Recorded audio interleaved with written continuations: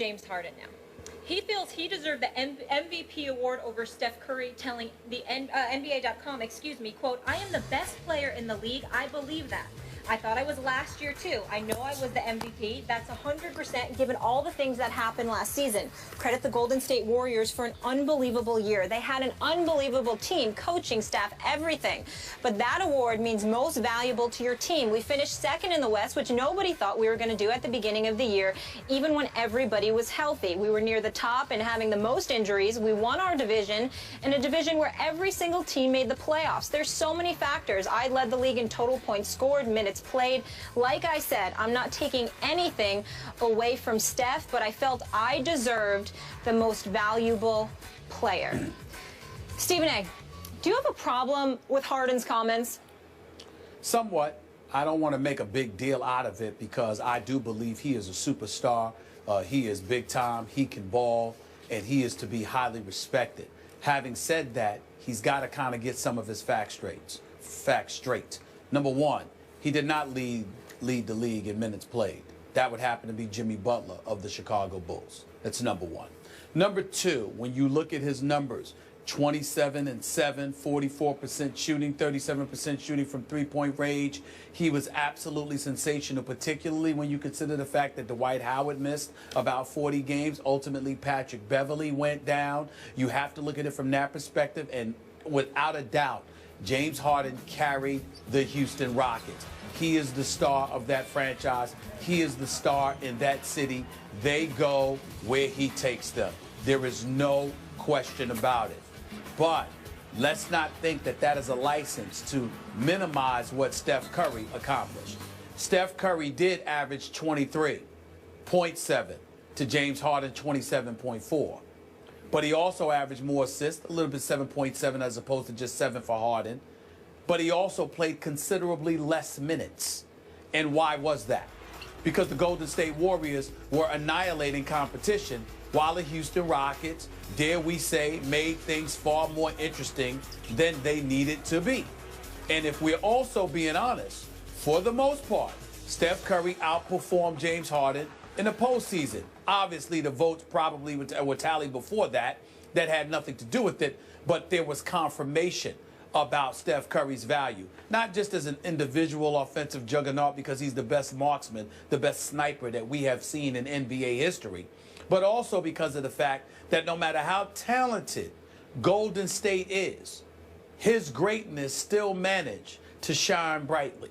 And when I look at it from that perspective, as much as I respect the hell out of James Harden because he is to be respected, he is that great, I can't take anything away from what I saw Steph Curry do. Steph Curry boogied on people, shot the lights out, stepped up, exploded. James Harden did his thing, but Steph Curry did his thing as well. And he also made it look a little bit easier. And last but not least, Skip, and this is for you personally because I'm sure you'll appreciate what I'm about to say to you. Before the Houston Rockets ended their season, regular season, winning their last 3 games, in between, along the lines of their last 8 games of the season, they had a back-to-back encounter against the San Antonio Spurs. Watched every second of them. They had an opportunity to lock in a number 2 seed, okay? And even though they ultimately ended up getting it because the Clippers flopped, James Harden shot 40% in one game and shot like 26% in another. Yep. They lost both games to the San Antonio Spurs. And this is when he and Steph Curry would nip and tuck for the league MVP honors, when all of us were going back and forth saying, wait a minute, we gonna see something. And James Harden went against them, and they flopped. Steph Curry, no matter who he went against, handled his business when it was time. That's why he got league MVP.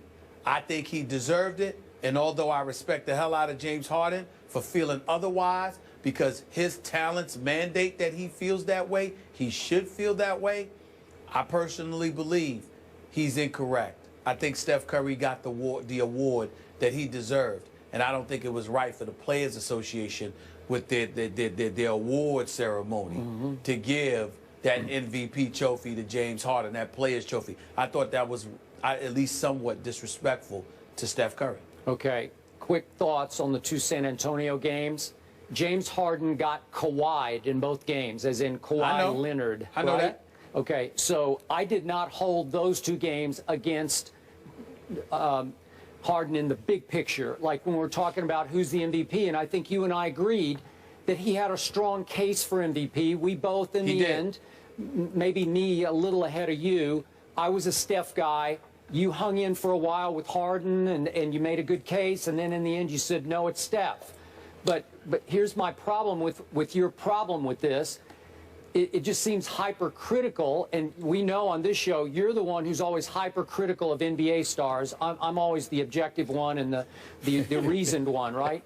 But to me, in this case, you know, you're being hypercritical because I don't have any problem with what James Harden said. What do you want him to say? And I do think he was empowered by the Players Award. I think, you know, it rebuilt some of his confidence and his faith in himself and the league, because all of his brothers in the league, or who I still don't know exactly who votes on the Players Award, but somehow he was selected as their MVP, and I think it meant a lot to him. So it made him feel strongly enough to say, hey, I still think I'm the best player in the league. I got no problem with that. Do I agree with that? No, I don't agree with that, but I don't think less of him for saying that. I actually think more of him because he's really good, and I think they are going to be really good this year. And we'll see when crunch time comes. Like you said, he had those two bad games that they were in the playoffs that didn't count against him in the regular season. But the two worst games of the year for him was Game 3 at home and then Game 5 at Golden State when he went 3 for 16 and 2 for 11. Those were bad. Those said you're not the best player in the game. But go ahead. But let's be clear about something here. Number one, that was a real funny joke that you told, that I'm more hypercritical than you. Well, we all know that. On anything, You let alone overreact. NBA players. That is More straight. emotional. That is straight comedy. That's number one. It's the truth. Number two, it's not the truth. Number two, let's be clear about something here. I don't have a problem with him feeling the way that he feels. I don't have a problem with it, period. We're just talking. But what I'm saying is, it was how elaborative he was in his explanation as to why he deserved it that I disagree with.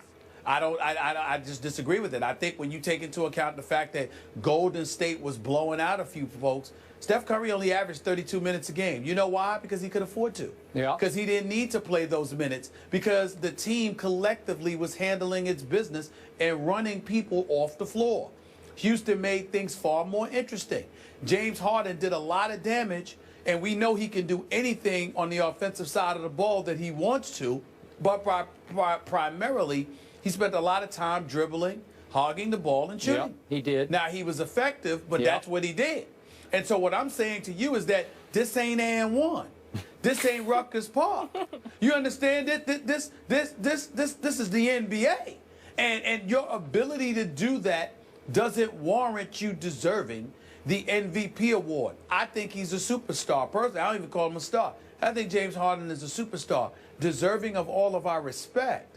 But when he elaborates like that, then you are really making the case for yourself and diminishing the case of Steph Curry. And I don't believe you can diminish the case of Steph Curry. And he didn't disrespect Steph Curry in any way. I'm not trying to say he did that.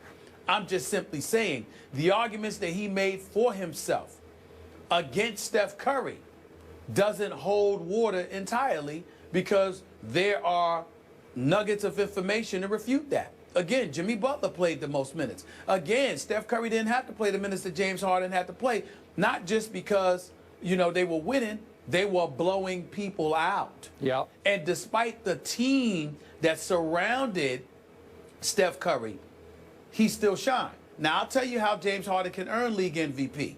He doesn't get to hog the ball if Ty Lawson's on the team with him, which he is now. Because Ty Lawson can ball. And Ty Lawson is a point guard. He get his personal life in order, and we all pray that he will, because he's a good guy.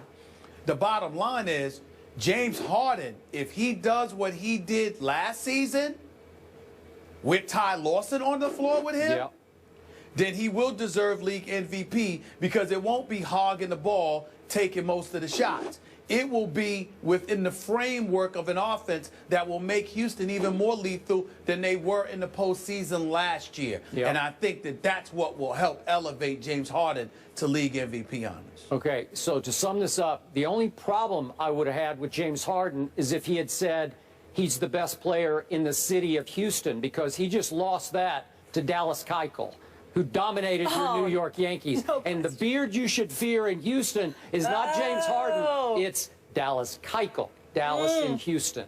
I think you would agree with that, actually. When I saw the note that Alex Rodriguez is hitless in his last 19 postseason at-bats, this is not the day that I'm in a position to come back at you for such a statement. I'm so disgusted with Alex Rodriguez. I'm so disgusted with him. We're playing for CeCe now. We're playing for CeCe now. This is what he said. And what did I say immediately when he said that, Skip? I had a problem with it. I said, well, if he goes out and stinks up the joint. Did you play for CeCe then? What does he do? He goes out and stinks up the joint. I'm just so disgusted. You got me today. I'm going to leave it alone. Well, where I got you is that Dallas Keuchel just finished pitching 22 total innings against your New York Yankees this year, 2 regular and 1 playoff game, and they still haven't scored on him. Keep your chin up, superstar. All right, stay in New York. Odell Beckham is catching a lot more than just footballs. He's catching heat from the Bills. Herm Edwards will join us after the break, and we'll get into it.